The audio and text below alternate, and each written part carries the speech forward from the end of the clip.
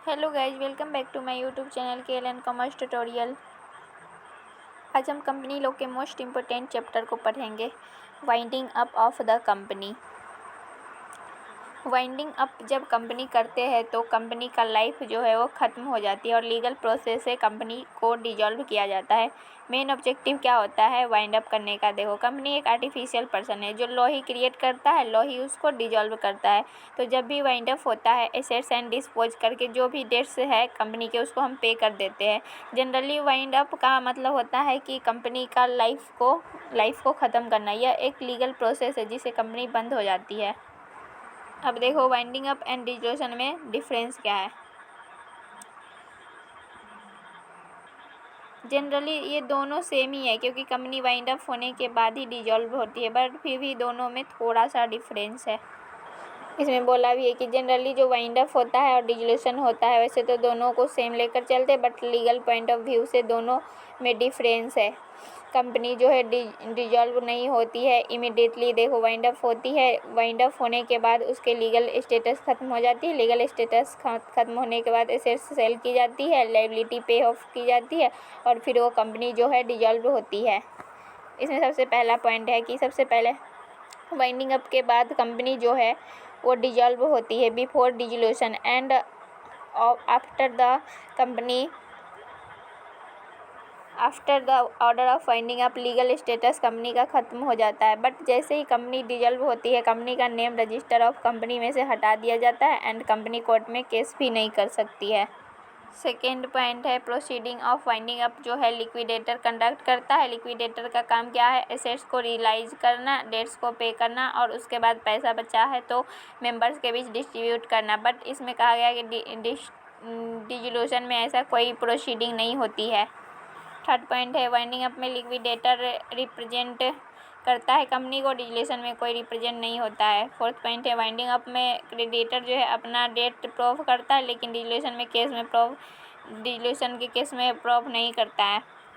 Fifth point है court का order winding up में नेसेसरी नहीं होती है, वॉलंटरी होती है। वाइंडिंग अप भी होता है बट डिसोल्यूशन में ज़रूरी है कि कोर्ट का ऑर्डर लेके ही हम कंपनी के डिजॉल्व की करें।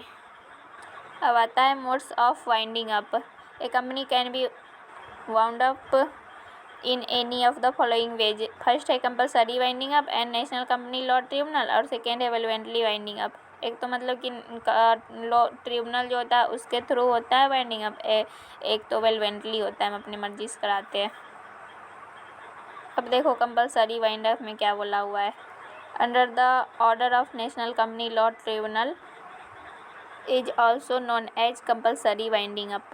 The circumstances in which a company may be wound up by the National Company Law Tribunal (NCLT) are given in Section 271 of the Companies Act 2013.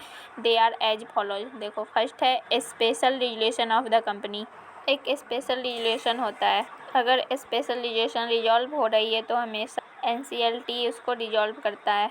इसमें क्या है कि NCLT ऐसे ही नहीं करता है डिजॉल्व कंपनी को। NCLT क्या करता है, पहले तो ये देखता है एक्चुअली जो कंपनी डिजॉल्व हो रही है वो पब्लिक के इंटरेस्ट को तो कोई नुकसान नहीं पहुंचा रही है। अगर कंपनी का वाइंड अप हो रहा है और कंपनी को फ़ायदा हो रहा है वाइंड अप करने के बाद, अगर पब्लिक के इंटरेस्ट में नहीं होगा तो इस टाइप का जो अगर कोई ऑर्डर है वो NCLT कैंसिल भी कर सकता है। NCLT बिल्कुल एंड में वाइंड अप करते हैं जब सब कुछ हो जाते हैं। अदरवाइज हर कंपनी चाहती है कि उसका वॉलंटरी वाइंड अप हो जाए।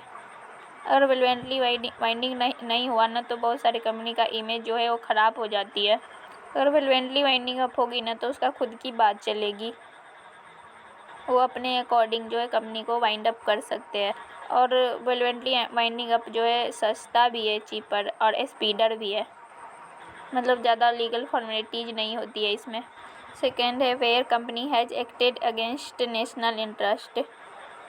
NCLT अब ये भी देखेगी कि कंपनी ने कोई ऐसा काम किया है जो लोगों के लिए इंटरेस्ट को ख़त्म कर रहा है या उसके अगेंस्ट जा रहा है, तो इस केस में उसने कहा है कि देखो यहाँ पे सिक्योरिटी ऑफ द स्टेट को हार्म कर रहा है, फ्रेंडली रिलेशन को ख़त्म कर रहा है, foreign state public order decency और मॉरलिटी के अगेंस्ट जा रहा है, तो अगर ऐसा कुछ हुआ तो जो है NCLT वो वाइंडिंग अप करेगी, कंपलसरी वाइंडिंग अप।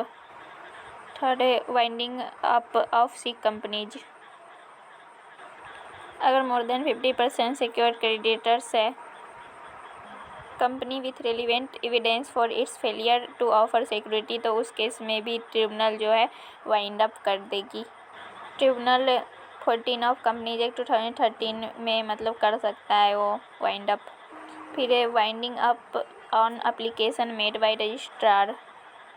जब रजिस्ट्रार ऑफ कंपनी बोलता है कि वो जो कह रहा है ठीक है और कंपनी में कोई भी फ्रॉडलेंट वर्क चल रहा है तो इस केस में रजिस्ट्रार के एप्लीकेशन पे जो NCLT है वो वाइंडिंग अप कर सकती है कंपनी का। अगर कंपनी ने प्रीसीडिंग 5 कंसेक्यूटिव ईयर से पहले अगर नहीं दिया है तो उस केस में भी मतलब ये वाइंडिंग अप हो सकता है। 5 कंसेक्यूटिव ईयर से पहले उसे देनी होती है, अगर नहीं दिया तो वाइंड अप हो सकता है उसका। Not to commence business in time और सस्पेंड बिजनेस। कंपनी को कमेंसमेंट ऑफ बिजनेस करने के लिए जो सर्टिफिकेट मिलती है, अगर नहीं किया इसके बाद भी, सर्टिफिकेट मिलने के बाद भी, तो इस केस में है ना जो ट्रिब्यूनल होता है वो वाइंडिंग अप कर सकता है। मतलब कि उसे ना एक पर्टिकुलर टाइम तक उसे बिजनेस को स्टार्ट कर देनी चाहिए। अगर नहीं किया तो उसको जो है ना NCLT वाइंड अप कर देगी।